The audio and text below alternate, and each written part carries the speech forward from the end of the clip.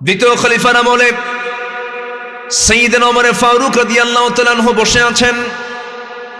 এই অন্ধ সাহাবী খলিফার দরবারে এসে সালামটা দিয়া ডুকরে ডুকরে কাঁদে, কিছু বলে না।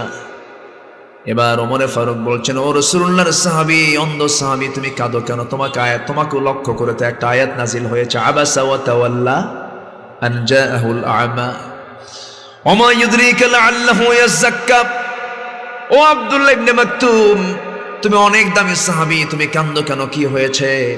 তিনি বলছে, আমিরুল মুমিনিন, রাসূলের জীবদ্দশায় রাসূল কোনোদিন আমাকে যুদ্ধে যাবার অনুমতি দেন নাই, প্রথম খলিফাও দেন নাই। শুনলাম গাজওয়ায়ে কাদিসিয়া শুরু হবে, কাদিসিয়ার যুদ্ধ মানে কি শুরু হয়ে যাচ্ছে। আপনি যদি আমাকে শেষবারের জন্য শেষ জীবনে অনুমতি দিতেন, শহীদের দরজা নিয়ে আমি আল্লাহর জান্নাতে চলে যেতাম, কালিমার পতাকা নিতাম। হযরত ওমর ফারুক তার মনের কথাগুলো বুঝলেন, মনের ভাষা বুঝলেন।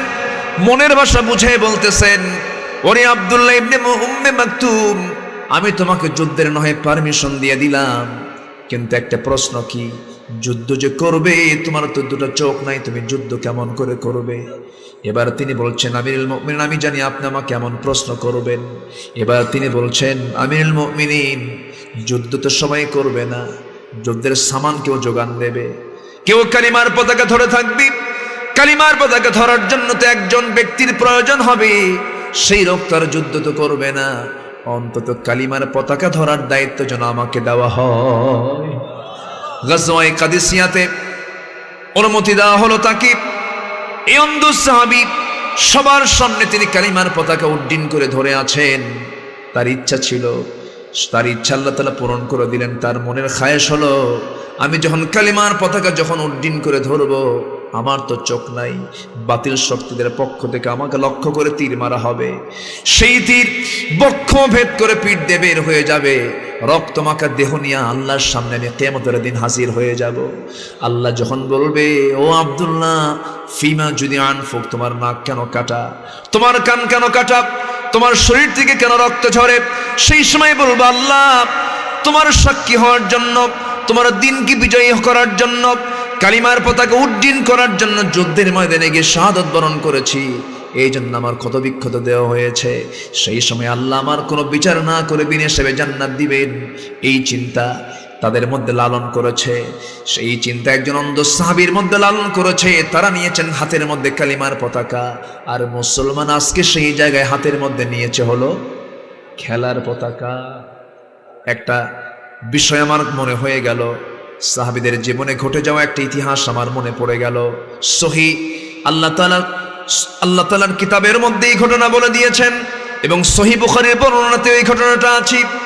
আমার নবীজি তাবুক অভিযান থেকে যখন ফিরে আসলেন, তাবুক অভিযান ছিল সবচেয়ে বড় অভিযান। 30,000 সৈন্যের সমারোহ ঘটিয়ে তাবুকের প্রান্তরে রোমানদের বিরুদ্ধে নবীজি মদিনা থেকে রওনা করলেন। আবার বিনা যুদ্ধে সেই জায়গা থেকে তিনি চলে আসলেন, মদিনার মসজিদে বসে আছেন। মদিনার মসজিদে বসে বসে সাহাবে কেরামকে নিয়ে কথা বলছেন। একজন সাহাবী চান্স নিচ্ছেন, নবীর সঙ্গে কথা বলবেন।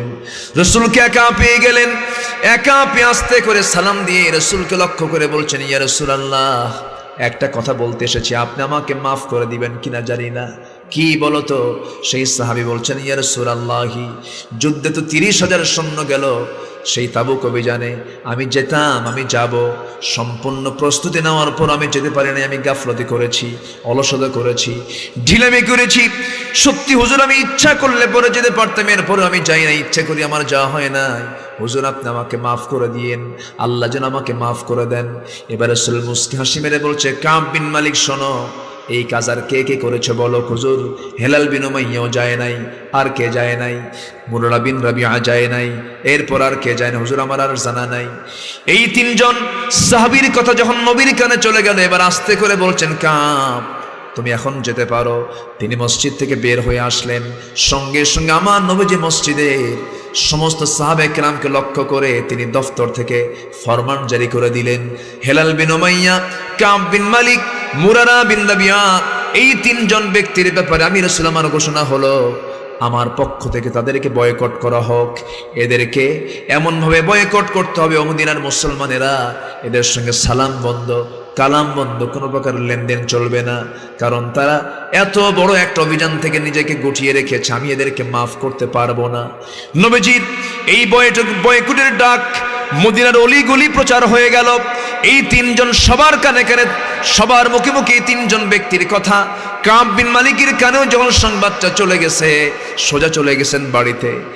যখন নবী তার বিরুদ্ধে যখন এই বয়কটের ডাক দিয়েছেন, তার কি হতে পারে, গোটা দুনিয়া তার কাছে সংকীর্ণ হয়ে গেল। আস্তে করে দরজায় গিয়ে বলছেন, আমার স্ত্রী দরজা খোলো, আমি তোমার স্বামী কাব বিন মালিক। স্ত্রী ভিতরের দিকে দরজার কাছে এসে বলছে, আমার স্বামী, আমি আপনার ঘরের দরজা কেন খুলবো না, অবশ্যই দরজা খুলে দেবো, আপনি যদি আমাকে খুলতে পারেন খুলে দেব, তবে শর্ত হলো আমি আপনাকে সামনের দরজা খুলে দিয়া পিছনের দরজা দিয়ে বাড়ি থেকে বের হয়ে যাব, কারণ যে ব্যক্তিকে রাসূল বয়কট করেছে সেই ব্যক্তিকে আমিও বয়কট করে দিলাম। আমার কথা কি বুঝে আসে ভাই? ওই সাহাবীর কি নামাজের অভাব ছিল নাকি? আচ্ছা, অভাব ছিল? নামাজের কোনো অভাব ছিল না, জিকির আজকারের অভাব ছিল না, দান সদকার অভাব ছিল না, কোন ইবাদত তাদের কাছে অপূর্ণ ছিল না। কাব বিন মালিক বাড়িতেও সুযোগ পেলেন না ঢোকার। ঘরের দরজা থেকে বাইরে বের হয়ে ছোট্ট ছোট্ট ফুটফুটে দুইটা বাচ্চা, নিজের সন্তানগুলোকে ডাক দিয়ে বলছেন, সন্তানরা আমার দিকে আগায় আসো, আমি তোমাদেরকে একটু আদর করে দেই। ছোট্ট দুইটা বাচ্চা বলছেন, না না, যাওয়া যাবে না, রাসূল বয়কট করেছেন তোমাকে, আমরা তোমার সামনে যাব না, তোমার আদর আমরা নেব না। সন্তানগুলো দূরে ছিটকে পড়ে গেল, পরিবার ছিটকে পড়ে গেল। কাব বিন মালিক কোথায় যাবেন? কাব বিন মালিক ওই যে সেজদায় পড়ে পড়ে কান্দাকাটি শুরু করে দিলেন, আল্লাহর কাছে তওবা করতে লাগলেন। তওবার দরজা খোলা না বন্ধ? আসতে বলে, তওবার দরজা খোলা না বন্ধ? এখনো তওবার দরজা আছে না নাই? সূরা তওবা আছে না নাই? তওবা করলে কে খুশি হন? কম না বেশি? কম না বেশি? আমার ভাইরা, এই কাব বিন মালিকের জন্য গোটা দুনিয়া তো ছোট হয়ে আসলো। বন্ধু আল্লাহ তার পক্ষে নাই, রাসূলও তার পক্ষে নাই, কারণ বয়কট জারি হয়ে গেছে। সাহাবীদেরকে সালাম দেন, পরিচিত সাহাবী সালামের জবাব নেন না, এড়িয়ে যান। কাব বিন মালিক কাঁদতে কাঁদতে বেকারার হয়ে যাচ্ছেন, সেজদা দিতে বেকারার হয়ে যাচ্ছেন। ওইদিকে হেলাল বিন উমাইয়ার বয়স 70 বছর পার হয়ে গেছে, বুড়া মানুষ, চামড়াগুলো কুঁচকে গেছে। হেলাল বিন উমাইয়ার মতো বুড়া মানুষ বয়কটের শিকার হয়ে গেলেন। রাসূল তার বিরুদ্ধে বয়কটের ডাক দিলেন। হেলাল বিন উমাইয়ার কানে যখন সংবাদটা চলে গেছে, হেলাল বিন উমাইয়া করলেন কি, সোজা করলেন কি, বাড়ি থেকে একটা শক্ত দড়ি হাতের মধ্যে নিলেন। শক্ত দড়ি হাতের মধ্যে নিয়ে সোজা মসজিদ নববীর সামনে আসলেন। মসজিদ নববীর সামনে এসে একটা শক্ত খুঁটিতে ওই দড়িটার একটা সাইড বেঁধে দিয়া, দড়ি শক্ত করে বেঁধে নিজের দুইটা হাত দড়ির সঙ্গে লাগায় দিলেন। মুখে দিয়া কামড় মেরে ধরে শক্ত করে দুই হাত বেঁধে বলছেন, হেলাল রে, তোর মতো বড় আসামি এই জমিনে আর নাই, তোর মতো বড় আসামি এই জমিনে নাই, কারণ তোর বিরুদ্ধে নবীজি বয়কটের ডাক দিয়েছে। নবীজি বয়কটের ডাক দিয়ে দেয়, এর চাইতে বড় বড় কপাল লোক এই জমিন আর নাই। আমার বন্ধু রাসূল আমাকে বয়কটের ডাক দিয়েছে।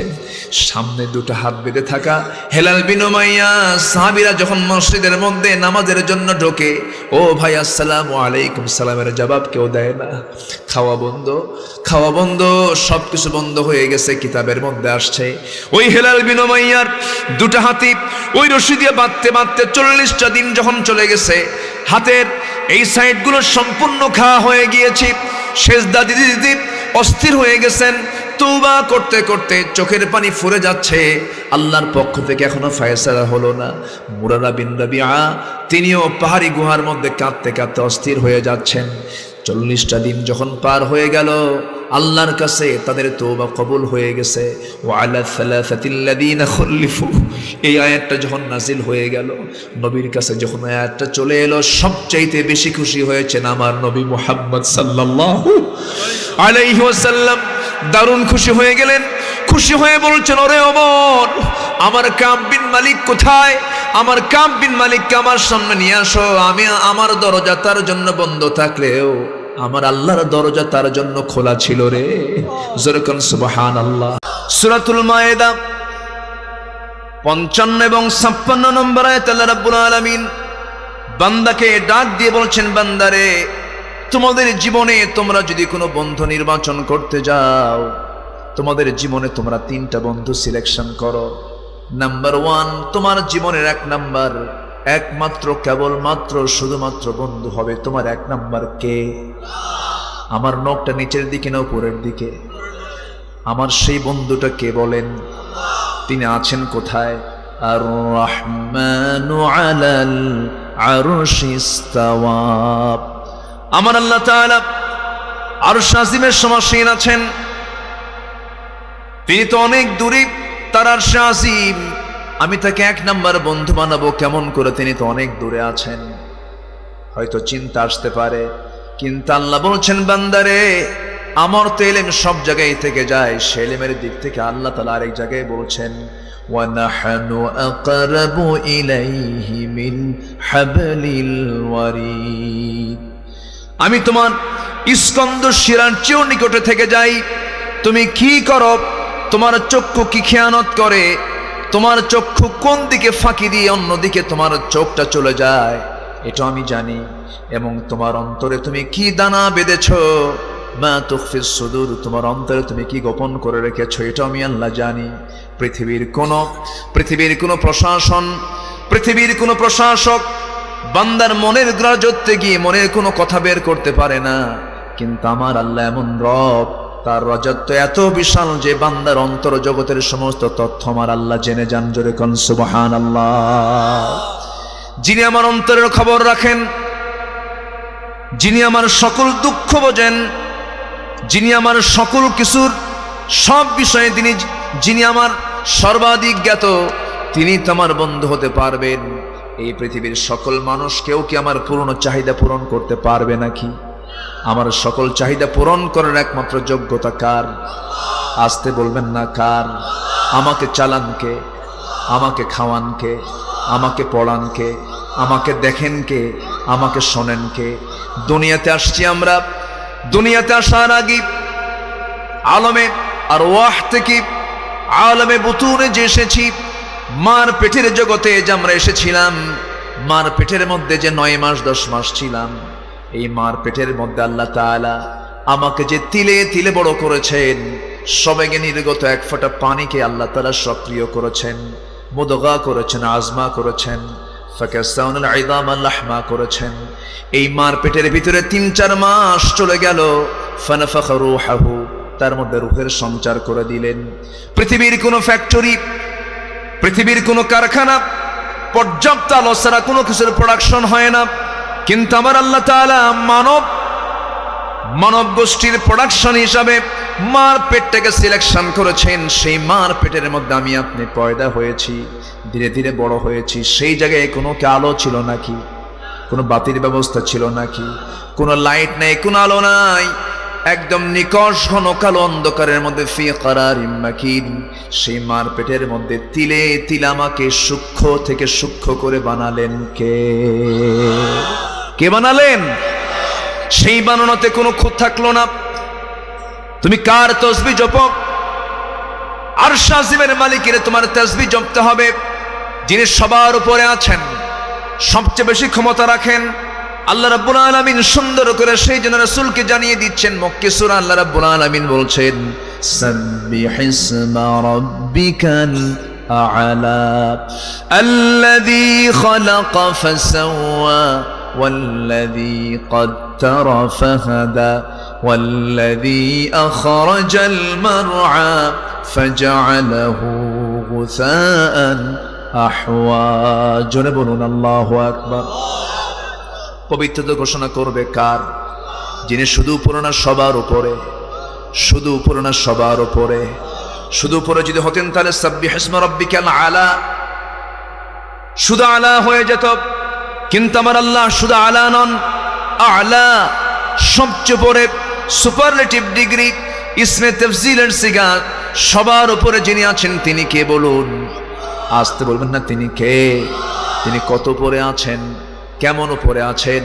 আমরা আমাদের চক্ষু দিয়ে যদি দেখতে পাই, আমরা আমাদের চোখের সামনে আগে মেঘ দেখতে পাই, মেঘের পরে আমরা দিনের বেলা ফুটন্ত প্রদীপ্ত সূর্যকে দেখতে পাই, রাতের বেলা আমরা আলোকিত চাঁদকে দেখতে পাই, সাথে সাথে জোনাকির মতো মিটিমিটি করে জ্বলা কিছু তারকা দেখতে পাই। সেই তারকার উপরে আবার দিনের বেলা ব্লু স্কাই দেখতে পাই, নীল আকাশ দেখতে পাই, এরপরে আর কিছুই দেখতে পাই না। আমার আল্লাহ তাআলা কি সেই আকাশের উপরে শুধু নাকি?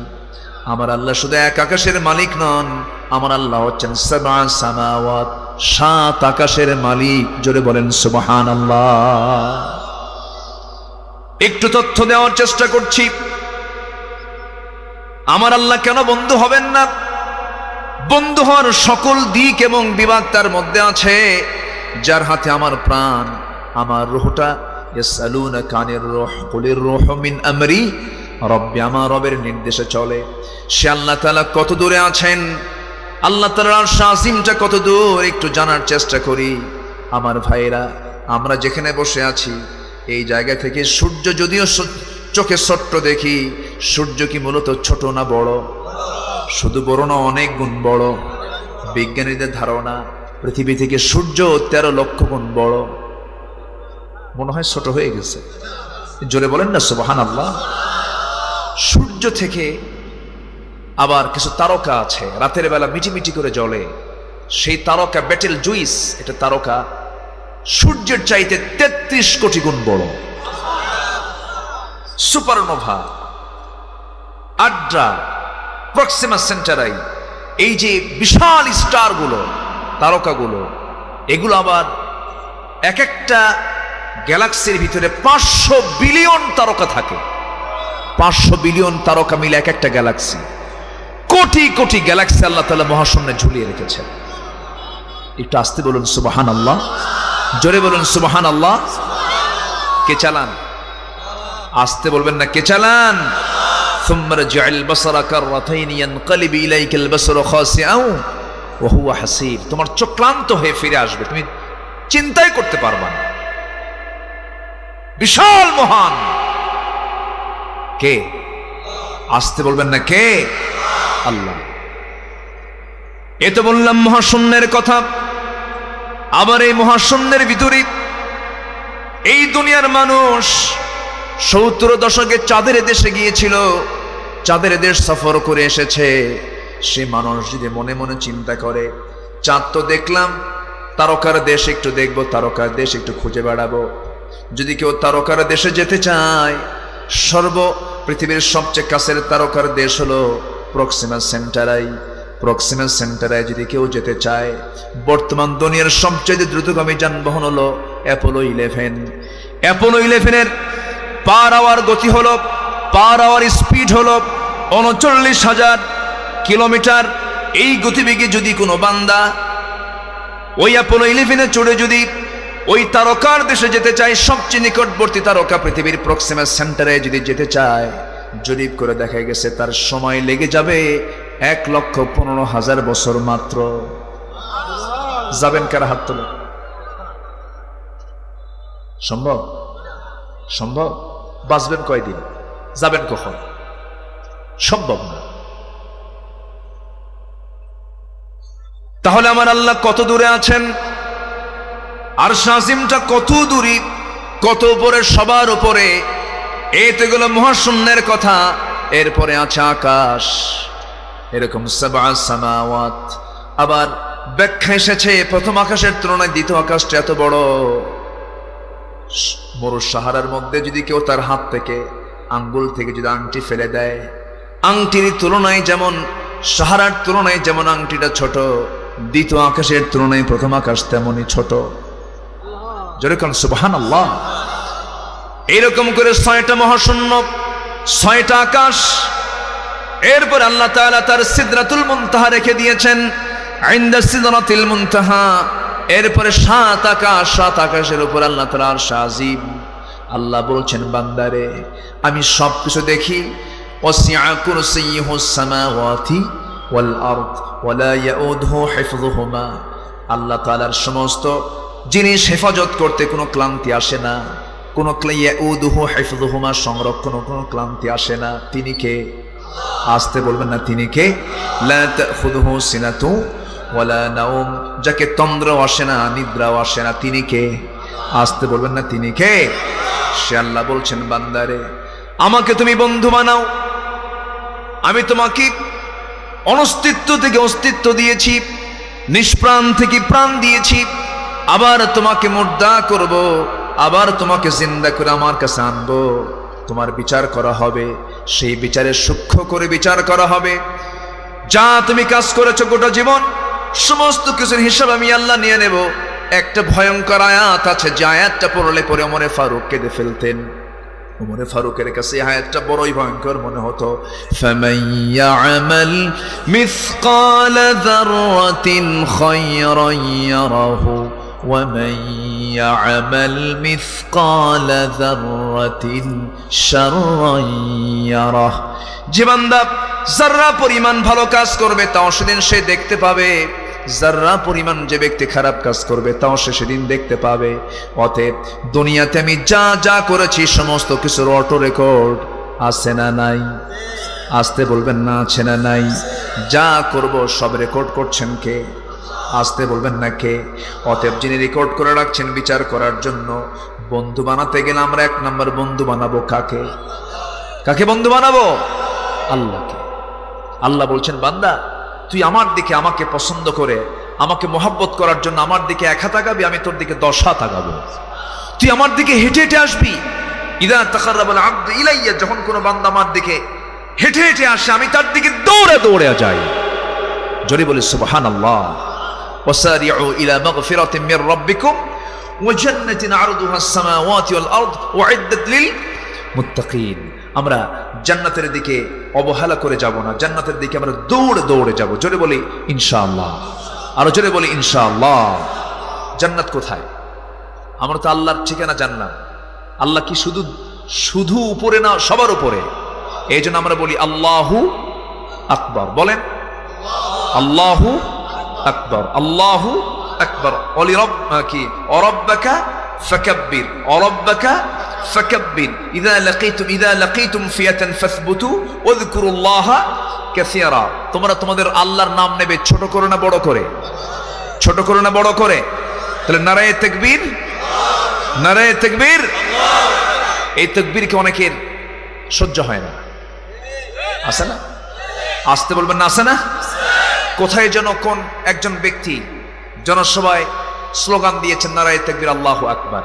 এটা নিয়ে তুল কালাম শুরু হলো। বলল যেটা নির্দিষ্ট কোনো দলের স্লোগান।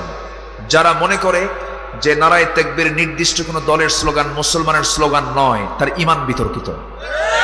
ঠিক কি না? এই স্লোগান বদরের, এই স্লোগান উহুদের, এই স্লোগান খন্দকের, এই স্লোগান মুসলমানদের জাতীয় স্লোগান। এই নারায়ে তাকবীরের স্লোগানকে যারা বিতর্কিত করে, তাদের চিন্তা বিতর্কিত, ঈমান বিতর্কিত, জন্ম বিতর্কিত মুসলমান।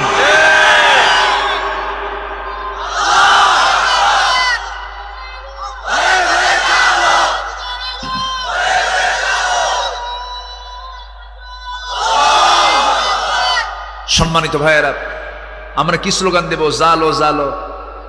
হ্যাঁ, আমরা জ্বালাবো? আমরা কি জ্বালানোর জাতি না নেভানোর জাতি? আমরা নেভানোর জাতি, আমরা জ্বালানোর জাতি নই। আমরা প্রতিশোধ নেওয়ার জাতি নই, আমরা ক্ষমা করে দেওয়ার জাতি। আমরা আজ চলছে দেশে ক্ষমার নীতি না প্রতিশোধের নীতি? মুসলমান ওয়াল কাযিমিনাল গায়জ ওয়াল আফিনা আনিন নাস। মুসলমানদের স্বভাব হলো মুসলমান ক্রোধকে সংবরণ করবে, মানুষকে মাফ করে দেবে। কিন্তু আজ মাফের নীতি না প্রতিশোধের নীতি, প্রতিশোধ চলছে। সম্মানিত ভাইয়েরা, আমরা অনেকে মনে করি আছি তো, আমাকে সরাবে কে, আমাকে নড়াবে কে? রাশিয়া আছে, আমেরিকা আছে, ভারত আছে, কিচ্ছু না। আমার আল্লাহ যদি কারো ক্ষতি করতে চান, পৃথিবীর কোনো মানুষ লাইয়ান ফাউক, উপকার করেও কোনো উপকার করতে পারবে না। কারণ আমার আল্লাহ যদি কারো কল্যাণ চান, পৃথিবীর কোনো মানুষ লাইয়াদুর রুক, তার কেউ কোনো ক্ষতি করতে পারবে না। সকল কল্যাণ কার হাতে? আসতে বলবেন না কার হাতে? আল্লাহর হাতে। কথা আছে, আস্তে আস্তে করে বলি, শুনতে রাজি আছেন তো? কোন আপত্তি? কোনো অসুবিধা, কোনো চিন্তা, কোনো টেনশন? জোরে বলি ইনশাআল্লাহ। বন্ধু হবে কয়জন? বন্ধু হবে কয়জন? এক নাম্বার কে? আসতে বলবেন, এক নাম্বার কে? আল্লাহ। আল্লাহ ছাড়া আমি কাউকে বন্ধু বানাবো না, রসুল ছাড়া আমি কাউকে বন্ধু বানাবো না, আল্লাহ ছাড়া কাউকে আমি রব বানাবো না, রসুল ছাড়া কাউকে আমি নেতা বানাবো না, আর কোরআন ছাড়া অন্য কোনো কিছুকে আমরা সংবিধান বানাবো না। এই তিনটা জায়গা যদি ঠিক থেকে যায়, তার জান্নাতের দরজাও ঠিক হয়ে যাবে। আমার রবকে, আমার নেতাকে মুহাম্মদ সাল্লাল্লাহু, আমার দল কি? আরো জোরে, আরো জোরে, আরো জোরে, ইসলাম। আমার রব আল্লাহ, আমার নেতা রাসূল, আমার দল হলো ইসলাম। এই তিনটা জায়গায় যে ব্যক্তি পেঁচ লাগায় দেবে, তার সঙ্গে আমার কোনো সম্পর্ক থাকবে না। কারণ ঈমান আনার পরে জুলুম করা যাবে না, ঈমান আনার পরে শিরকের কাজ করা যাবে না। আমরা সারা জীবন অজু ভঙ্গের কারণগুলো মুখস্থ করেছি, অজুর ফরজগুলো মুখস্থ করেছি, কিন্তু ঈমান নষ্ট হয় কেমনে? ঈমান ভঙ্গের কারণগুলো কিন্তু আমাদের সবার জানা নাই। সবার কি জানা আছে নাকি? ঈমানটা কি? অনেকে বুঝি না ঈমানটা কি। ইউসবিহু মুমিনান ওয়া ইউমসি কাফিরান। আখির জামানায় এমন একটা সময় আসবে, সকালবেলা বান্দার ঈমান থাকবে, বিকালবেলা সে কাফের হয়ে যাবে। আমার বন্ধুগণ, মূল কারণ হলো সে ঈমান ভঙ্গের কারণগুলো জানে না। ঈমানটা কখন নষ্ট হয় সে বুঝতেও পারে না। আমার বন্ধুগণ, ঈমান তো নষ্ট করার জন্য সর্বক্ষণ লেগে আছে আমার পিছনে ইবলিস। আছে না নাই বলেন? আসতে বলবেন না, আছে না নাই? আছে। ঈমান নষ্ট হয়ে যায় কখন? আল্লাহ তাআলা বলেন, ওয়াল্লাযীনা আমানু ওয়া লাম ইয়ালবিসু ঈমানাহুম বিযুলমিন উলাইকা লাহুমুল আমনু ওয়া হুম মুহতাদুন। ঈমান যারা আনবি এবং ঈমান আনার সঙ্গে সঙ্গে যারা ঈমানের সাথে যারা জুলুমকে যখন মিশ্রণ করবে না, ঈমানকে জুলুমের দ্বারা আবৃত করবে না, ওই সমস্ত বান্দাই নিরাপদে থেকে যাবে, তারাই হেদায়েত প্রাপ্ত হয়ে যাবে। কিন্তু যদি কেউ জুলুমটাকে যদি ঈমানের সঙ্গে যদি লেগে দেয়, জুলুম মানে হলো শিরক। ইন্না শিরকা লাযুলমুন আযীম। শিরক হলো ঈমানের নাপাকি। ইন্নামাল মুশরিকুনা নাজাসুন, ইন্নামাল মুশরিকুনা নাজাসুন। মুশরিকরা হলো নাপাক। নাপাক দু প্রকার। পেশাব গায়ে লাগলে পরে নাপাক হয়ে যায়, সহবাস করলে পরে ফরজ গোসল হয়ে যায়, গোসল ফরজ হয়ে যায়, এটা হলো এক প্রকার নাপাকি। আর যদি কোনো বান্দা ঈমানের পরে যদি কোনো শিরকের কাজ করে ফেলে, এটা তার কিসের নাপাকি হলো? ঈমানের মধ্যে তার অপবিত্রতা চলে আসলো, এটা একটা আলাদা নাপাকি। এই জন্য বন্ধুগণ, সব গুনাহ মাফ হলেও আল্লাহর কাছে, আল্লাহর আদালতে একটা গুনাহ কখনো মাফ হবে না, সেটা হচ্ছে শিরকের গুনাহ। এটা হচ্ছে ঈমান ভঙ্গের এক নাম্বার কারণ। ঈমান ভঙ্গের এক নাম্বার কারণ। শিরক সমাজে আছে না নাই? আসতে বলবেন না, আছে না নাই? সমাজে আবু জেহেলের আইন থাকবে, সুদ থাকবে, জেনা থাকবে, মদের বোতল থাকবে, সন্ত্রাসী থাকবে, খুন রাহাজানি থাকবে, আর তুমি শুধু জিকির করবা। এত সস্তা আমল দিয়ে জান্নাত পাওয়া যাবে না। জান্নাত পেতে হলে যে জান্নাতের তালাশ করেছেন সাহাবে কেরাম, যে পন্থায়, সেই পন্থায় আমাকে আপনাকে অবলম্বন করতে হবে। আহাসিবান নাস আইয়ুতরাকু আইয়াকুলু আমান্না ওয়া হুম লা ইফতানুন। মানুষের ধারণা ঈমান এনেছি, এতটুকুন বললে আমি তাকে ছেড়ে দেব? পরীক্ষা করব? অবশ্যই পরীক্ষা করা হবে। কার কথা? আসতে বলবেন না, কার কথা? আল্লাহর কথা। নাম হলো ঈমান আলী। কি নাম? নাম ঈমান আলী। ওর ঈমান আর কে ছাড়ে? নাম হলো ঈমান আলী। ফজর পড়ে না, নাম হলো ফজর আলী। ঘুম থেকে যারা সকাল 10টার দিকে ওঠে, নাম হলো আতর আলী। গাজার গন্ধে কাছে যাওয়া যায় না, আছে না? নাম হলো, এই সমস্ত নাম দিয়ে কোনো কাম হবে না। নাম হলো হিম্মত আলী। সাইকেলের চাকা বাস্ট হলে হার্ট স্ট্রোক করে। ওই হিম্মত আলী নাম দিয়ে কোনো কাম হবে না, আতর আলী নাম দিয়ে কোনো কাম হবে না, নাম দিয়ে কোনো কাম হয় না, কাম দিয়ে নাম হয়। আল্লাহ তাআলা বলছেন, বান্দারে আমার কাছে যদি পুরস্কার পেতে চাও, ও আমিলা সালিহান, নেক কাজ, ভালো কাজ করে আমার কাছে আসতে হবে। ও আমিলুস সালিহাত, ভালো কাজ করে আমার সামনে হাজির হতে হবে। হুসনে খুলক নামক ওজনওয়ালা চরিত্র নিয়ে আমার কাছে আসতে হবে। আমি তোমাকে সুন্দর জান্নাতটা দিয়ে দেব। এই জন্য আমার ভাইয়েরা, আমরা যেহেতু ঈমান এনেছি, ঈমানটা ভালো করে আনবো। ইয়া আইয়ুহাল্লাযীনা আমানু আমিনু, ভালো করে তোমার ঈমান আনো। কার কথা? আসতে বলবেন না, কার কথা? আল্লাহর কথা। আল্লাহকে বন্ধু বানাতে গেলে আল্লাহর যত হুকুম, আল্লাহর যত আহকামগুলো আছে, কোনো শর্ত দেওয়া যাবে না, বিনা শর্তে সবগুলোকে মেনে নিতে হবে। আল্লাহ তাআলা বান্দার জন্য যে বিধানগুলো দিয়েছেন, সমস্ত বিধানগুলো বান্দার অকল্যাণ না কল্যাণ? বান্দার কল্যাণ না কল্যাণ? কল্যাণের জন্য আল্লাহ তাআলা দিয়েছেন। আমি আল্লাহকে ভালোবাসি, আল্লাহকে বন্ধু বানিয়ে নিয়েছি, আল্লাহর জিকির করছি সকাল সন্ধ্যা, কিন্তু আল্লাহ তাআলা যে বিধানগুলো দিয়েছেন, সেই বিধানগুলোকে সমাজে কার্যকর করার জন্য যে কার্যকরী পদক্ষেপ নেওয়া দরকার, সেই ক্ষেত্রে আমার কোনো ভূমিকা নাই। এটা আল্লাহকে ভালোবাসা হলো না, এটা আল্লাহর আনুগত্য হলো না, আল্লাহকে বন্ধু মনে করো না, এটা হলো না। এই জন্য আল্লাহ বলছেন, বান্দারে তোমরা কি করবে? তোমাদের জীবনের এক নাম্বার বন্ধু বানাবে কাকে? আসতে বলবেন না, কাকে? আল্লাহ কি তার পক্ষ থেকে আমাকে কোনো কিছু দেওয়া কি বাদ দিয়েছেন নাকি? কোনো কিছু দেওয়া বাদ দিয়েছেন নাকি? মাথা থেকে পা পর্যন্ত আল্লাহ বলছেন, অফি আনফুসিকুম আফালা তুবসিরুন, সূরা জারিয়াতের মধ্যে এসেছে। মাথা থেকে পা পর্যন্ত তুমি তোমার নিজের চক্ষু দিয়ে দেখো তো, আমি আল্লাহ তোমার কোনো কিছু গ্যাপ রাখছি নাকি? কি সুন্দর যৌবন তোমাকে দিয়েছি, টানা টানা চক্ষু তোমাকে দিয়েছি, দুটো ঠোঁট দিয়েছ, ওলিসান ও শাফাতাইন দিয়েছি। আমি তোমাকে এত সুন্দর করে বানিয়ে দিয়েছি, ব্যালেন্স করে দিয়েছি, সমতা রক্ষা করে দিয়েছি। দুটা চোখকে সমান করেছি, দুটা ভ্রুকে সমান করেছি, দুটা কানকে সমান করেছি, 5টা আঙ্গুলকে 2 হাতের সমান করে দিয়েছি, এরপরে দুটা পা সমান করে দিয়েছি।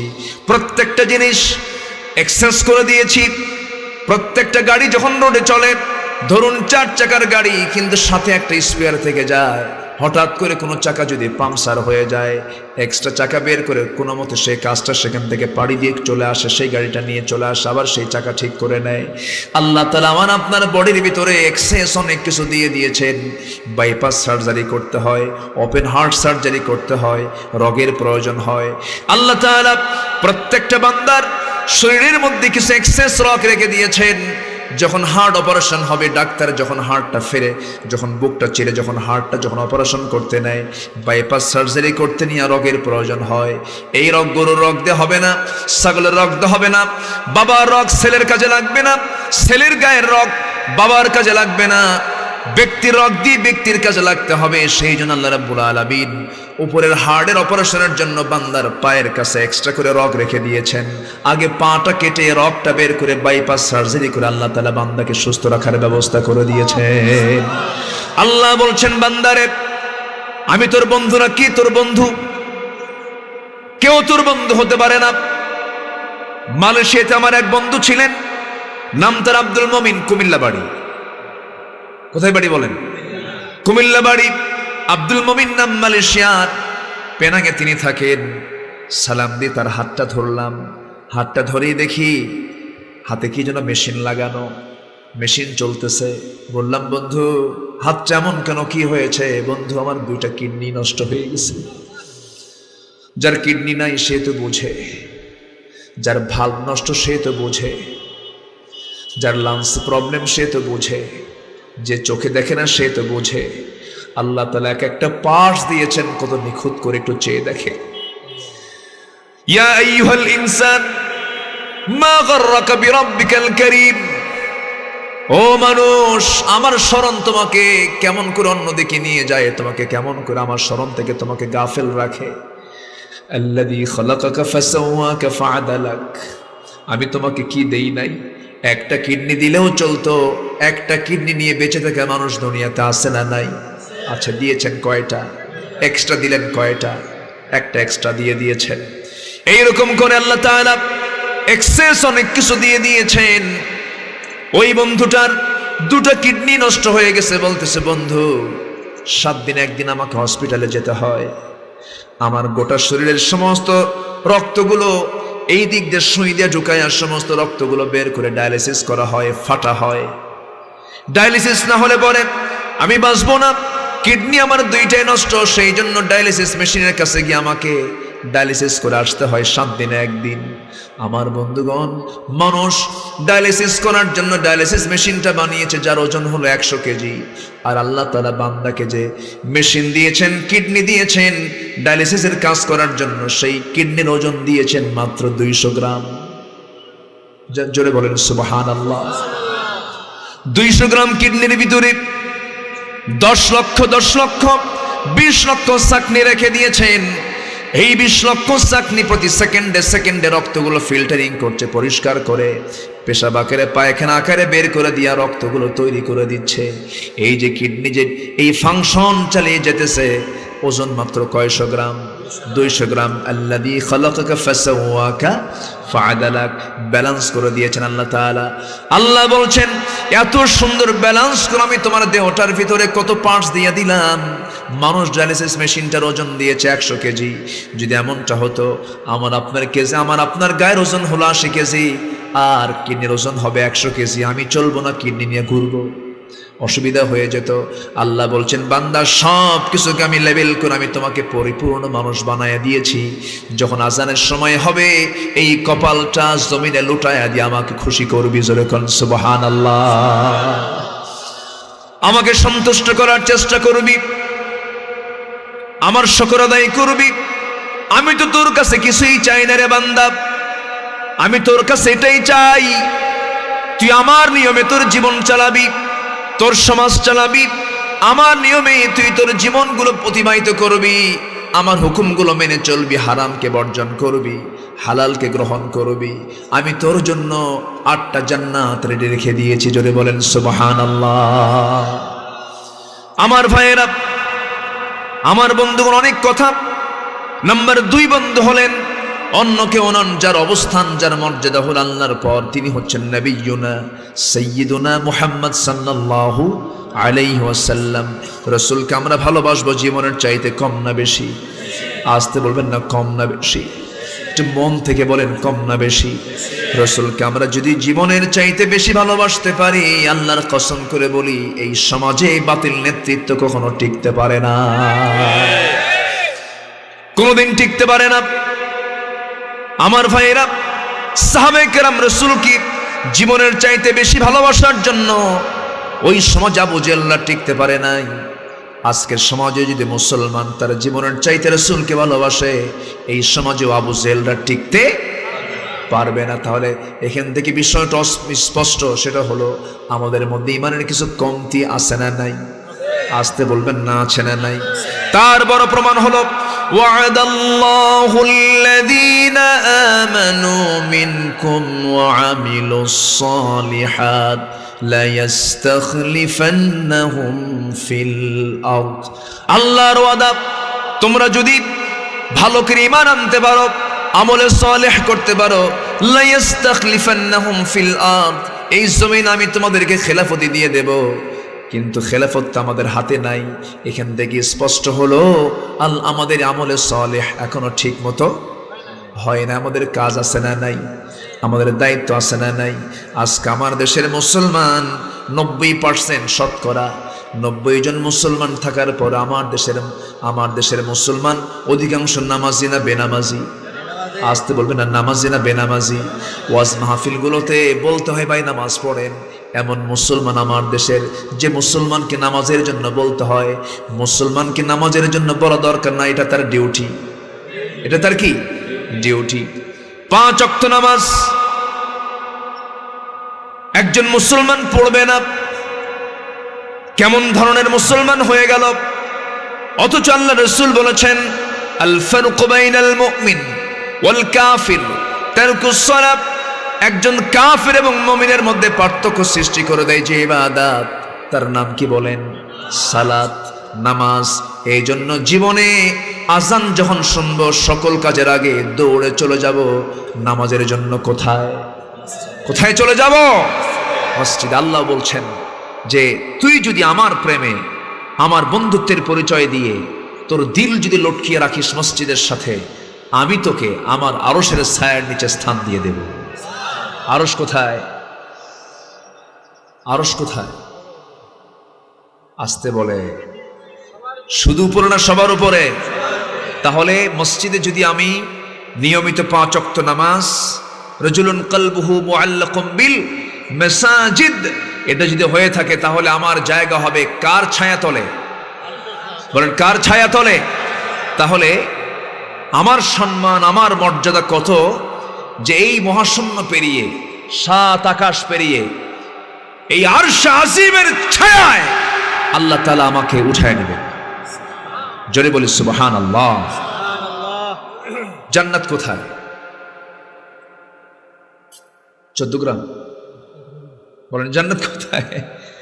জান্নাত উপরে। জোরে বলি সুবহানাল্লাহ। একটা আয়াত দিয়ে এটি স্পষ্ট হয়ে যাবে। সম্মানিত ভাইয়েরা, তাহলে বন্ধু নির্বাচনে আমরা ভুল করব না। 1 নম্বর বন্ধু হবেন কে? বন্ধু হওয়ার যোগ্যতা আমার আল্লাহর আছে না নাই? বলেন আছে না নাই? সকল যোগ্যতা কার? আমাদের কোনো যোগ্যতা আছে? সকল ক্ষমতা কার? সকল শুকরিয়া পাবার একমাত্র দাবিদার কে? আল্লাহ তাআলা। নাম্বার 2 হচ্ছেন আমার বন্ধু হবেন মুহাম্মদ সাল্লাল্লাহু আলাইহি ওয়াসাল্লাম। আমার ভাইয়েরা, নাম্বার 3 বন্ধু হবেন, আল্লাহ রাব্বুল আলামিন বলছেন ইন্নামা ওয়ালিয়্যুকুমুল্লাহু ওয়া রাসূলুহু ওয়াল্লাযীনা আমানুল্লাযীনা ইউকিমুনাস সালাহ। নাম্বার 3 বন্ধু হবে তোমাদের মধ্যে যারা ঈমানদার। ঈমানদাররা বন্ধু তোমাদের হবে। কিন্তু এখন যে ফুটবল খেলা শুরু হয়েছে, বন্ধু এখন মুসলমান নাকি? হ্যাঁ, মুসলমান কালিমা ধরবে, মুসলমান পতাকা ধরবে হলো কালিমার পতাকা, আর মুসলমান এখন কিসের পতাকা ধরছে? বলেন। সাহাবায়ে কেরাম কালিমা ধরেছেন, কালিমার পতাকা ধরেছেন, আর মুসলমান আজকে পতাকা ধরতেছে কার? শুনলাম আজকে, দেখলামও মনে হয় কোন সোশ্যাল মিডিয়াতে দেখলাম, 5 মাইল লম্বা একজন পতাকা বানাইছে, 7 থেকে 8 লক্ষ টাকা খরচ করছে। যাক, ওকে জামানার পীর সাহেব ঘোষণা করা হোক। তাও কিস্তিতে টাকা উঠায় না, মানে শয়তান এমন নাড়া দিছে ওরে, বুঝলে, এমন কাতুকুতু দিছে। এরকম বদমাইশ আছে না নাই? আসতে বলবেন না আছে না নাই? কোথায় আজকে একজন অন্ধ সাহাবী নবীর কাছে সারা জীবন বলেছেন, হুজুর বদর গেল, উহুদ গেল, খন্দক গেল, আমি আপনাকে কতবার বলেছি আমি যুদ্ধে যাব, আপনি আমাকে পারমিশন দিলেন না হুজুর। রাসূল মুস্কি হাসি দিয়ে বললেন, আব্দুল্লাহ তুমি কেমনে যাবে? তোমার তো চোখই নাই, আমি তোমাকে কেমনে পারমিশন দেব? রাসূল তাকে আজীবন পারমিশন দেন নাই। প্রথম খলিফাও তাকে যুদ্ধের অনুমতি দেন নাই। সন্দ ভাগ্যবান সাহাবী হচ্ছেন আব্দুল্লাহ ইবনে উম্মে মাকতুম রাদিয়াল্লাহু তাআলা আনহু। দ্বিতীয় খলিফার আমলে, দ্বিতীয় খলিফাকে হযরতে ওমর ফারুক। অনেকদিন আগে এক মাহফিলে বললাম যে ওমর ফারুককে চিনেন কারা কারা? সামনে থেকে ছোট্ট একটা ছেলে দাঁড়ায় বলে, হুজুর আমি চিনি। কে? আমাদের বাড়ির দোতলায় ভাড়া থাকে। আমার দেশে এমন মুসলমানও কিন্তু আছে ওমরকে চেনে না, আবু বকরকে চেনে না। আছে তো? আসতে বলবেন না আছে না নাই? আচ্ছা, দ্বিতীয় খলিফার আমলে সাইয়েদনা ওমর ফারুক রাদিয়াল্লাহু তাআলা আনহু বসে আছেন। এই অন্ধ সাহাবী খলিফার দরবারে এসে সালামটা দিয়া ডুকরে ডুকরে কাঁদে, কিছু বলে না। এবার ওমর ফারুক বলছেন, ও রাসূলুল্লাহর সাহাবী, অন্ধ সাহাবী, তুমি কাঁদো কেন? তোমাকে লক্ষ্য করে তো একটা আয়াত নাজিল হয়েছে, আবাসা ওয়া তাওয়াল্লা আন জাআহুল আ'মা ওয়া মা ইউদরিকা লাআল্লাহু ইয়াযাক্কা। ও আব্দুল্লাহ ইবনে মাকতুম, তুমি অনেক দামি সাহাবী, তুমি কান্দো কেন, কি হয়েছে? তিনি বলছেন, আমিরুল মুমিনিন, রাসূলের জীবদ্দশায় রাসূল কোনোদিন আমাকে যুদ্ধে যাবার অনুমতি দেন নাই, প্রথম খলিফাও দেন নাই। শুনলাম গাজওয়ায়ে কাদেসিয়া শুরু হবে, কাদেসিয়ার যুদ্ধ মানে কি শুরু হয়ে যাচ্ছে। আপনি যদি আমাকে শেষবারের জন্য শেষ জীবনে অনুমতি দিতেন, শহীদের দরজা নিয়ে আমি আল্লাহর জান্নাতে চলে যেতাম, কালিমার পতাকা নিতাম। হযরত ওমর ফারুক তার মনের কথাগুলো বুঝলেন, মনের ভাষা বুঝলেন, মনের ভাষা বুঝে বলতেছেন, ওরে আব্দুল্লাহ ইবনে উম্মে মাকতুম, আমি তোমাকে যুদ্ধের নহে পারমিশন দিয়ে দিলাম, কিন্তু একটা প্রশ্ন, কি যুদ্ধ যে করবে, তোমার তো দুটো চোখ নাই, তুমি যুদ্ধ কেমন করে করবে? এবার তিনি বলছেন, আমিরুল মুমিনিন, আমি জানি আপনি আমাকে কেমন প্রশ্ন করবেন। এবার তিনি বলছেন, আমিরুল মুমিনিন, যুদ্ধ তো সবাই করবে না, যুদ্ধের সামান কেউ যোগান দেবে, কেউ কালিমার পতাকা ধরে থাকবে। কালিমার পতাকা ধরার জন্য তো একজন ব্যক্তির প্রয়োজন হবে, সেই লোক তার যুদ্ধ তো করবে না, অন্তত কালিমার পতাকা ধরার দায়িত্ব যেন আমাকে দেওয়া হয়। গাজওয়ায়ে কাদেসিয়াতে অনুমতি দেওয়া হলো তাকে। এই অন্ধ সাহাবী সবার সামনে তিনি কালিমার পতাকা উড্ডীন করে ধরে আছেন।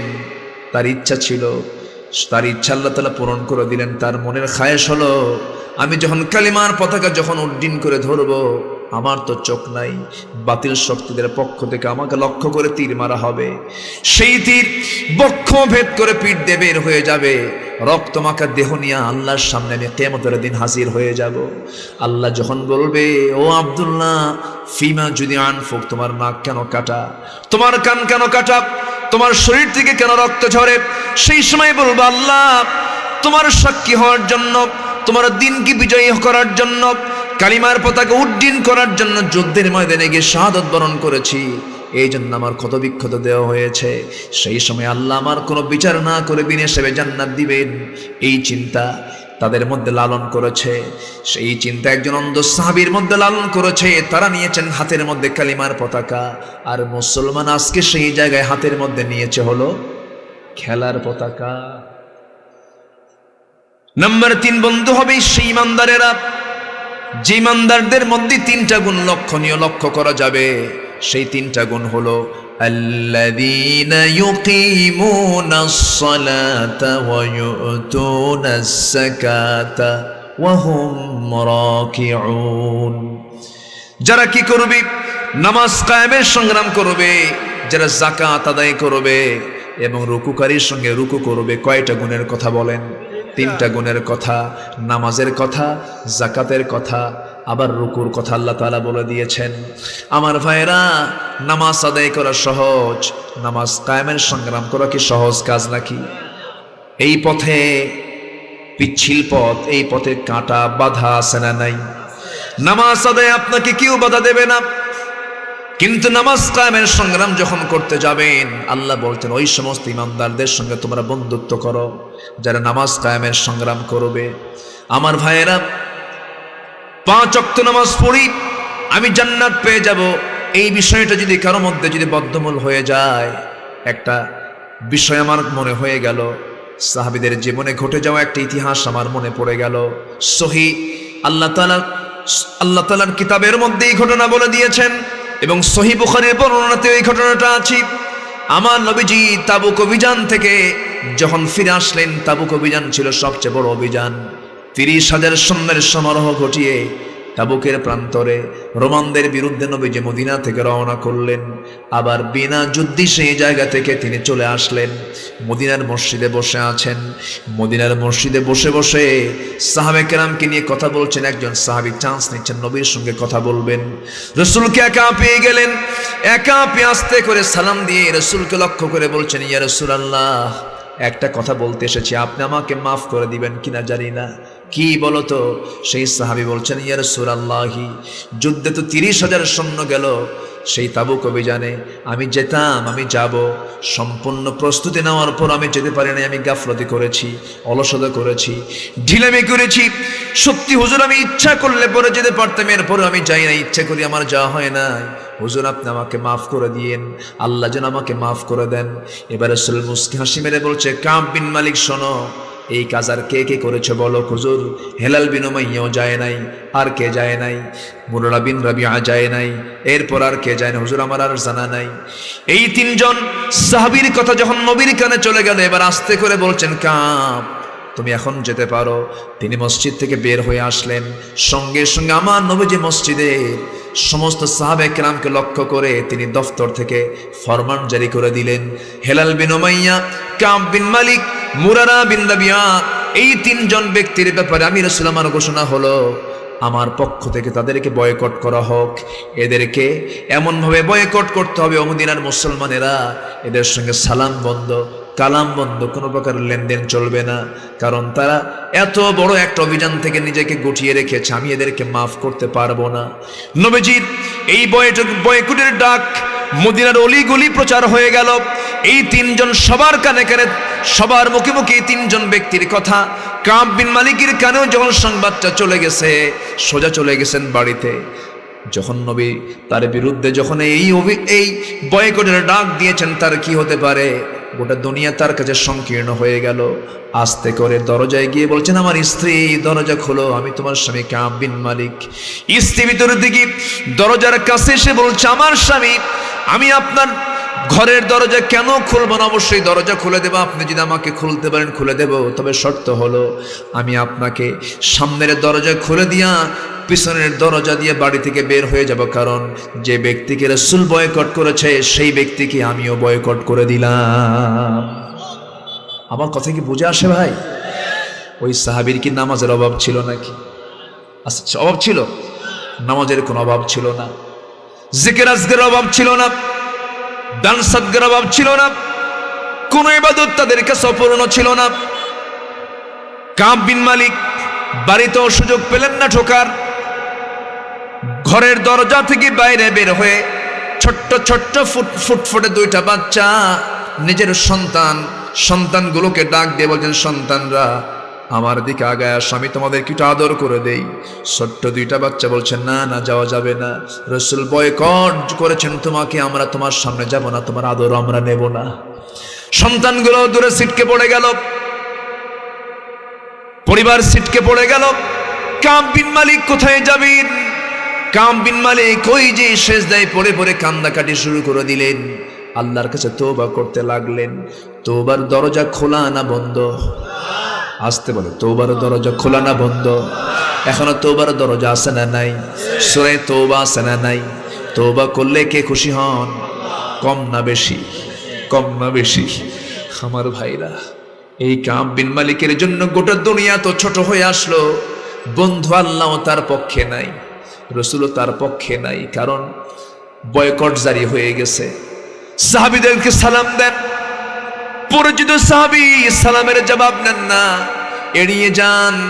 কাব বিন মালিক কাঁদতে কাঁদতে বেকারার হয়ে যাচ্ছেন, সেজদা দিতে বেকারার হয়ে যাচ্ছেন। ওইদিকে হেলাল বিন উমাইয়ার বয়স ৭০ বছর পার হয়ে গেছে, বুড়া মানুষ, চামড়াগুলো কুঁচকে গেছে। হেলাল বিন উমাইয়ার মতো বুড়া মানুষ বয়কটের শিকার হয়ে গেলেন। রাসূল তার বিরুদ্ধে বয়কটের ডাক দিলেন। হেলাল বিন উমাইয়ার কানে যখন সংবাদটা চলে গেছে, হেলাল বিন উমাইয়া করলেন কি? সোজা করলেন কি, বাড়ি থেকে একটা শক্ত দড়ি হাতের মধ্যে নিলেন। শক্ত দড়ি হাতের মধ্যে নিয়ে সোজা মসজিদ নববীর সামনে আসলেন। মসজিদ নববীর সামনে এসে একটা শক্ত খুঁটিতে ওই দড়িটার একটা সাইড বেঁধে দিয়া, দড়ি শক্ত করে বেঁধে নিজের দুইটা হাত দড়ির সঙ্গে লাগায় দিলেন। মুখে দিয়া কামড় মেরে ধরে শক্ত করে দুই হাত বেঁধে বলছেন, হেলাল রে, তোর মতো বড় আসামি এই জমিনে আর নাই, তোর মতো বড় আসামি এই জমিনে নাই, কারণ তোর বিরুদ্ধে নবীজি বয়কটের ডাক দিয়েছে। নবীজি বয়কটের ডাক দিয়ে দেয়, এর চাইতে বড় বড় কপাল লোক এই জমিনে আর নাই। আমার বন্ধু রাসূল আমাকে বয়কটের ডাক দিয়েছে। সামনে দুটো হাত বেঁধে থাকা হেলাল বিন উমাইয়া সাহাবীরা যখন মসজিদের মধ্যে নামাজের জন্য ঢোকে, ও ভাই আসসালামু আলাইকুম সালামের জবাব কেউ দেয় না। খাওয়া বন্ধ, খাওয়া বন্ধ, সবকিছু বন্ধ হয়ে গেছে। কিতাবের মধ্যে আসছে ওই হেলাল বিন উমাইয়ার দুটো হাতি ওই রশি দিয়ে বাঁধতে বাঁধতে 40টা দিন যখন চলে গেছে, হাতের এই সাইডগুলো সম্পূর্ণ খাওয়া হয়ে গিয়েছে। সেজদা দিতে দিতে অস্থির হয়ে গেছেন, তওবা করতে করতে চোখের পানি ফুরে যাচ্ছে, আল্লাহর পক্ষ থেকে এখনো ফয়সালা হলো না। মুরারা বিন রাবিআ তিনিও পাহাড়ি গুহার মধ্যে কাঁদতে কাঁদতে অস্থির হয়ে যাচ্ছেন। 40টা দিন যখন পার হয়ে গেল, আল্লাহর কাছে তাদের তওবা কবুল হয়ে গেছে। ওয়া আলা সালাসাতিল্লাযীনা খুলিফু, এই আয়াতটা যখন নাজিল হয়ে গেল, নবীর কাছে যখন আয়াতটা চলে এলো, সবচাইতে বেশি খুশি হয়েছেন আমার নবী মুহাম্মদ সাল্লাল্লাহু আলাইহি ওয়াসাল্লাম। দারুণ খুশি হয়ে গেলেন। খুশি হয়ে বলছেন, ওরে ওমর, আমার কাব বিন মালিক কোথায়? আমার কাব বিন মালিককে আমার সামনে নিয়ে আসো। আমি আমার দরজা তার জন্য বন্ধ থাকলেও আমার আল্লাহর দরজা তার জন্য খোলা ছিল রে। জোরে কোন সুবহানাল্লাহ, জোরে কোন সুবহানাল্লাহ। আমার ভাইরা, আমার বন্ধুগণ, সাহাবীদের মতো শ্রেষ্ঠ আমল কি পৃথিবীর কেউ করতে পেরেছে নাকি? কেউ পারবে নাকি? সম্ভব নাকি? সেই কাব বিন মালিকের মতো মানুষ, হেলাল বিন উমাইয়ার মতো মানুষ, মুরারা বিন রাবিয়ার মতো মানুষ, তাদের নামাজ, তাদের দান, তাদের সাদকা, তাদের ত্যাগ, তাদের কোরবানি, এত কিছু অবদান রাখার পরেও তাবুক অভিযানে নিজেদেরকে একটু অবহেলার কারণে, নিজেদেরকে মাইনাস রাখার কারণে আল্লাহ তাআলা যদি তাদের ব্যাপারে এতটুকু যদি সতর্ক অবস্থান নিয়ে নেন, রাসূল যদি তাদের বিরুদ্ধে বয়কটের সিদ্ধান্ত নিয়ে নেন, আমি আপনি কি নামাজ কায়েমের সংগ্রাম থেকে নিজেকে কখনো বিরত রাখতে পারি? আসতে বলে, বিরত রাখতে পারি না। যারা বিরত রাখবে তারা প্রকৃত ঈমানদার হতে পারে না। আল্লাহ বলছেন, ঈমানদার তো সেই ঈমানদার বন্ধু তোমার বন্ধু হবে যে বন্ধু নামাজ কায়েমের সংগ্রাম করে। জোরে বলে সুবহানাল্লাহ। আমার ভাইয়েরা, নামাজ আছে যেখানে, যাকাত আছে সেখানে, নামাজ কার হক? আসতে বলবে না, নামাজ কার হক? আল্লাহর হক। যাকাত হলো বান্দার হক। আল্লাহ বলছেন, বান্দারে, বান্দার হকটা তো তুমি কখনো নষ্ট করবে না। আমরা তওবা করব, তওবা কবুল হবে। তওবা কবুলের কিছু শর্ত আছে। তওবা করব কার কাছে? মাফ চাবো কার কাছে? সেই তওবা কবুলের শর্ত হলো, 1 নাম্বার হলো তওবাটা হবে কার জন্য? আসতে বলে, কার জন্য? আল্লাহর জন্য। নাম্বার 2, তওবা করব গুনাহ ত্যাগের নিয়তে। গুনাহ ত্যাগ করলাম, আর জীবনে গুনাহ করব না, এই চিন্তা মাথায় নিয়ে যদি কোনো বান্দা তওবা করে, সেই তওবা কবুল হবে। নাম্বার 3, পূর্বের অপরাধের জন্য লজ্জিত হওয়া। যা অপরাধ করেছি, যা ভুল করেছি, আল্লাহ তুমি আমাকে মাফ করো, আমি এই ভুল আর কখনো করব না। আগামীতে কোন অপরাধের সঙ্গে জড়িত হব না। দিনের কাজ রাতে করব না। অন্যের সিল নিচে মারব না। ঠিক কি না? কথা বোঝা যায়? কথা কি বোঝা যায়? এই আকাম কুকামগুলো করব না। নাম্বার 5 হলো বান্দার অধিকার ফেরত দিতে হবে। আপনি যে বান্দার হকগুলো নষ্ট করেছেন, যে জমি দখল করেছেন, সেই জমি ফেরত না দেওয়া পর্যন্ত তওবা কবুল হবে না। আপনি অন্যের হক নষ্ট করেছেন, বোনের সম্পত্তি জবরদখল করে আপনি খাচ্ছেন, বোনকে বুঝায় দিচ্ছেন না, বাপ মারা গেছে কত আগে, বোনের সম্পত্তি না বুঝে দেওয়া ভাই মনে হয় দেবিদারে নাই। আছে আছে আছে বোনের সম্পত্তি দেয় না। বাবা মেয়ের সম্পত্তি ছেলেকে লিখে দিয়ে চলে যায়। আছে না নাই? আছে না নাই? তার তওবা কবুল হবে? হবে না। ইমাম কুরতুবী আবার বলেছেন, 3টা তওবার হলো 3টা দিক। তওবার জন্য 3টা কাজ করতে হবে। 1 নাম্বার হলো মুখে ক্ষমা প্রার্থনা করতে হবে, সুবহানাকাল্লাহুম্মা বিহামদিকা আশহাদু আল লা ইলাহা ইল্লা আনতা আস্তাগফিরুকা ওয়া আতুবু ইলাইক। নাম্বার 2 হলো অন্তরে অনুশোচনা থাকতে হবে। নাম্বার 3 হলো আগামী জীবনকে গুনাহমুক্ত রাখার যে একটা কমিটমেন্ট, একটা প্রতিজ্ঞা, এটা থাকতে হবে। ইমাম কুরতুবীর এই ব্যাখ্যা হচ্ছে, তওবা যদি কেউ করতে চায়, এমন মানসিকতা নিয়ে যদি কেউ তওবা করে, আল্লাহ তাআলা সেই তওবাকারীকে খুব ভালোবাসেন।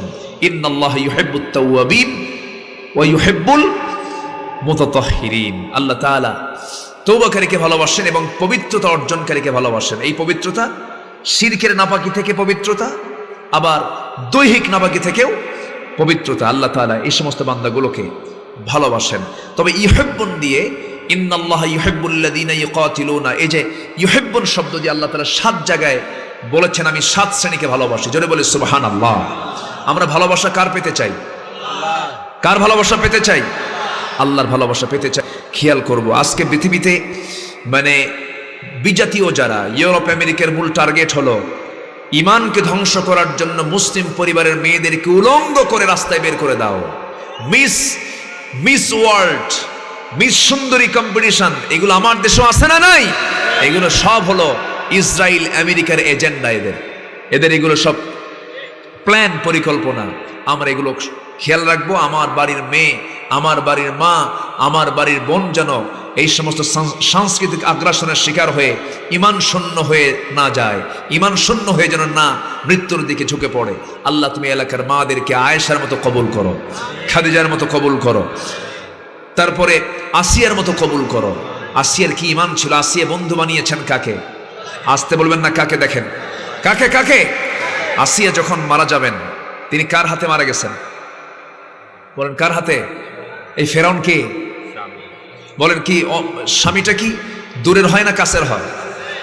স্বামীর চেয়ে কাছের কেউ আছে একটা মহিলার? এই স্বামীটা বিয়ে হয়ে গেলে কিন্তু মেয়েরা মা এবং বাবা থেকে দূরে চলে যায়। সেই সময় কিন্তু তাকে সময় বেশি দিতে হয় কার সাথে? স্বামীর সাথে। স্বামীর অধিকারটাই বেশি হয়ে যায় সেই ক্ষেত্রে। সেই স্বামীটা তাকে ভেটো দিয়ে দিল। আর তার কি থাকতে পারে? বলা হলো, আসিয়া তুমি আমার বন্ধুত্ব ছেড়ে তুমি কার বন্ধুত্ব গ্রহণ করলে? আসিয়া বলছেন, আমি আমার এমন বন্ধু নির্বাচন করেছি যার ঘরের সঙ্গে আমার ঘর হবে। যেরকম সুবহানাল্লাহ, যার ঘরের সাথে আমার ঘর হবে। ফেরাউন বলল, তুমি নাকি মুসার দিন গ্রহণ করেছো? না, মুসার দিন আমি গ্রহণ করিনি, আমি আল্লাহর দিন গ্রহণ করেছি। মুসা শুধু একজন নবী, আমি তাকে নবী হিসেবে বিশ্বাস করেছি। আমি তাওরাত কিতাবের অনুসরণ করি। তাওরাত আল্লাহর পক্ষ থেকে নাজিল হওয়া কিতাব। আমি ঘোষণা দিচ্ছি, আশহাদু আল্লা ইলাহা ইল্লাল্লাহ। মিসেস ফেরাউন আসিয়া, ইমরাআতা ফিরাউন, আল্লাহ তাআলা কোরআনে কোন মহিলার নাম আল্লাহ তাআলা কোরআনে কোট করেননি, শুধু একজন মহিলা ছাড়া, মারিয়াম ছাড়া কোন মহিলার নাম নাই। কেন নেন নাই? আল্লাহ তাআলা মেয়েদের নাম কোরআনে উল্লেখ করেন নাই। কোরআনে মরিয়মের নামও আসতো না যদি মারিয়ামের পেটে যদি আল্লাহর পয়গম্বর ঈসার জন্ম না হতো। অধিকাংশ মুফাসসির এই কথা বলেছেন। এই জন্য কি বলে, ঈসা আলাইহিস সালামের জন্মের পর তার পরিচয় দিতে হবে ঈসা ইবনু মারিয়াম, ঈসা ইবনু মারিয়াম। এই জন্য মারিয়ামের নামটা কোরআনে সংযোজন করা হয়েছে। এখানে আসতে হলো ইমরাআত ফিরাউন। আসিয়া আলাইহিস সালাতু ওয়াস সালামকে ইমরাআত ফিরাউন বলে আল্লাহ তাআলা কোরআনে উল্লেখ করেছেন। তিনি স্বামীকে বলছেন, আমার স্বামী আপনি কি করবেন জানি না। ফেরাউন বলছে, আসিয়া আমার মন্ত্রী পরিষদের চূড়ান্ত সিদ্ধান্ত হয়ে গেছে, আমি তোমাকে কতল করব, জাল্লাত নিয়োগ করেছি, তুমি কি করবে বলো। আমি কি তোমাকে কখনোদিন কষ্ট দিয়েছি দাম্পত্যময় জীবনে? না। তোমার সঙ্গে আমার কোনো কলহ নাই। তোমার সঙ্গে আমার বিবাদের মূল কারণ হলো তুমি ইসলামটা ছেড়ে দাও, আল্লাহকে ছেড়ে দাও, বন্ধুত্ব পরিবর্তন করো, আইন সব ছেড়ে আমার আইন চলবে। আনা রব্বুকুমুল আলা। যেরকম নাউযুবিল্লাহ। আসিয়া বললেন, আমার স্বামী আপনি যখন চূড়ান্ত লেভেলেও চলে গেলেন, আমি আমার ইমানকে রক্ষার জন্য আমিও চূড়ান্ত লেভেলে চলে গেলাম। আমার কথা একটাই, সব ছাড়বো, আল্লাহর বন্ধুত্ব ছাড়বো না। জোরে বলে সুবহানাল্লাহ। ইন্নামা ওয়ালিয়ুকুমুল্লাহু ওয়া রাসূলুহু। আসিয়া আলাইহিস সালাতু ওয়াস সালাম, আমার মা একটু শোনেন, একটা লাইন মাদের জন্য বলে যাই। আসিয়ার মতো মহিলা আল্লাহ রাব্বুল আলামিন দৃষ্টান্ত স্বরূপ সূরা তাহরিমে উল্লেখ করেছেন। কেন? কি ঈমান তিনি এনেছিলেন, কি বন্ধুত্ব আল্লাহর সঙ্গে গড়েছিলেন। এত মান মর্যাদা মিসেস ফেরাউন তিনি ছিলেন। রাজরানীর মর্যাদাকে মাইনাস করে, দুনিয়ার ক্ষণিকের সমস্ত সম্মানকে সবগুলোকে তিনি মাইনাস করে আল্লাহর বন্ধুত্বকে টিকে রাখার জন্য সুন্দর করে যখন মৃত্যুর দিকে যখন তিনি যাচ্ছিলেন, ফেরাউন জাল্লাত রেডি করে যখন করাত যখন তার মাথার কাছে নিয়ে ফেললো, করাত দিয়ে যখন চেরা শুরু হয়ে যাবে, রক্তগুলো গড়ে গড়ে পড়তেছে। আসিয়া আলাইহিস সালাতু ওয়াস সালাম তাফসীর এসেছে, তিনি সুন্দর করে একটা দোয়া করছেন। তার কিতাব হলো তাওরাত, আর তার সুন্দর দোয়াটা আল্লাহ রাব্বুল আলামিন কোরআনে উল্লেখ করেছেন। গোটা দুনিয়ার সমস্ত মানুষকে মডেল বা মানুষের জন্য মডেল বানায় আসিয়ার দোয়াকে আল্লাহ রাব্বুল আলামিন কোরআনে কোট করে বলছেন, দেখো আমার আসিয়া আমাকে কেমন করে বন্ধু বানিয়েছে। দেখো আসিয়ার দোয়া হলো, রব্বি বিনিলি ইনদাকা বাইতান ফিল জান্নাহ ওয়া নাজ্জিনি মিন ফিরআউনা ওয়া আমালিহি। আয় আল্লাহ তাআলা, তুমি আমার জন্য বানায় দাও। রব্বি বিনিলি ইনদাকা, তোমার কাছে বাইতান, একটা ছোট্ট ঘর, বুয়ুতান বললেন না, একটা ছোট্ট ঘর বানিয়ে দিবা। ইনদাকা, তোমার কাছে, বাইতান, একটা ঘর, ফিল জান্নাহ, জান্নাতের মধ্যে। আল্লাহ তোমার কাছে একটা ঘর জান্নাতের মধ্যে তুমি আমাকে বানায়া দাও। ওয়ানাজ্জিনি মিন ফিরআউন, এবং ফেরাউন থেকে আমাকে নিষ্কৃতি দিয়ে দাও। ও আমালিহি, তার অপকর্ম থেকে তুমি আল্লাহ আমাকে বাঁচাইয়া দাও। এমন সুন্দর দোয়া পৃথিবীর কেউ করতে পারে নাই যেমন করে আসিয়া করেছেন, বুঝিয়েছেন আল্লাহ কেমন করি বন্ধু বানায়া নিতে হয়। জোরে বলে সুবহানাল্লাহ। কি সুন্দর করে আল্লাহকে কাছে টেনে নিয়েছেন। আমরা কাছে টেনে নেব সবার আগে কাকে? যে কোনো সমস্যা হলেই বলবো কাকে? ওয়াইদাস্তাআনতা ফাস্তাইন বিল্লাহ। চাইতেই যদি হয় তুমি চাইবা কার কাছে? চাওয়ার জায়গা পৃথিবীতে একটাই, সেটা কার দরবার? আল্লাহর দরবার। এটাই হলো আল্লাহকে বন্ধু বানানোর সিমটম। আল্লাহ তুমি সবাইকে আমল করার তৌফিক দিয়ে দাও। কোনো পাপ কাছে যাব না, জোরে বলি ইনশাআল্লাহ। যেখানে পাপ সেখানে আমি আসি না, আমি নাই। যেখানে খেলা সেখানে কি পাপ আছে না নাই? নোংরামি আছে না নাই? উত্তেজনা আছে না নাই? ওয়াল্লাযীনা হুম আনিল লাগভি মুরিদুন। মুসলমান নিরর্থক কথা, বেহুদা কথা, কাজ মুসলমানের জীবনে আসতে পারে না। মুমিন কখনো বেহুদা কাজ, অনর্থক কথাতে মুসলমান থাকতে পারে না। আল্লাহ তুমি সবাইকে সকল প্রকার হারাম কাজ বর্জন করার তৌফিক দিয়ে দাও। জোরে বলি আমিন। যখন পাপ করে মানুষ, তখন তার মধ্যে 7টা ক্ষতি চলে আসে। কটা ক্ষতি চলে আসে? 7টা। 1 নম্বর ক্ষতি হলো বালা মান কাসাবা সাইয়্যাতাও ওয়া আহাতাত বিহি খাতিআতুহু। যখন কেউ পাপ করে তখন তার 1 নম্বর ক্ষতি হলো সে নির্লজ্জ হয়ে যায়। কি হয়ে যায়? নির্লজ্জ। যে পাপ করে তার মধ্যে লজ্জা থাকে? আস্তে কর, লজ্জা থাকে? লজ্জা যদি হারিয়ে ফেলে তার ঈমান থাকে না। তো ইযা লাম তাস্তাহি ফাসনা মা শি'তা, যখন লজ্জা থাকবে না তখন সেই যা ইচ্ছা তাই করতে পারে। একটা মেয়ে কেমন করে মানুষের সামনে উলঙ্গ হয়, মঞ্চে উঠে নাচে, যখন সে পাপী হয় তার মধ্যে হায়াটা চলে যায়। ঠিক কিনা? হায়া চলে যায়, শরম থাকে না, চেহারার সৌন্দর্য নষ্ট হয়ে যায়, চেহারার যে প্রকৃত নূর এটা থাকে না। বিড়ি খেলে ঠোঁট কি হয়? আস্তে কয় কি হয়? মদ খেলে চোখ কি হয়? লাল হয়ে যায়। পাপ করবে, পাপটাকে ঘেরাও করে ফেলবে, পাপটাকে ঘেরাও করে ফেলবে। জেনা করবে, নতুন নতুন রোগ জেনার সাথে আসে না নাই? আসতে বলবেন না, আসে না নাই? আছে। তাহলে পাপ করলে 7টা ক্ষতি। 1 নম্বর হলো সে কি হবে? নির্লজ্জ হবে, সৌন্দর্য নষ্ট হবে। নাম্বার 3 রোগাক্রান্ত হবে। নাম্বার 4 রিজিক বরকত শূন্য হয়ে যাবে। নাম্বার 5 হলো সবাই তাকে ঘৃণা করবে। নাম্বার 6 হলো অন্তরটা কালো হয়ে যাবে। নাম্বার 7 হলো সেই বান্দার জীবনের কোনো দোয়া কবুল হবে না। আল্লাহ তুমি সকল পাপ থেকে আমাদেরকে মুক্ত রাখো। জোরে বলি আল্লাহুম্মা আমিন। রব্বানা যালামনা أنفسنا وإن لم تغفر لنا وترحمنا لنكونن من